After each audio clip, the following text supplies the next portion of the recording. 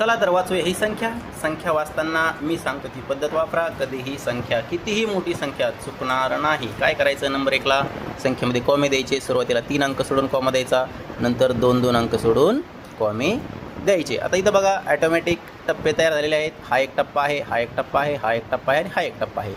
हे आहेत इथं 4, इथे 59, इथे 87 आणि हे आहेत 545. चला आता संख्या कशी वाचायची तर लिहून घेऊया. एकक, दशक, शतक, हजार, 10,000, लाख, 10 लाख, कोटी.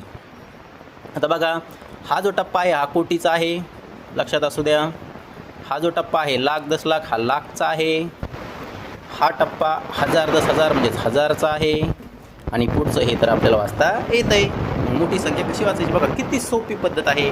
तर बघा हे आहेत 4 कोटी, 59 लाख, 87,000, 545. या पद्धतीने संख्या वाचली तर कितीही मोठी संख्या असू द्या, पहिली दुसरीची मुलं ही संख्या वाचतात.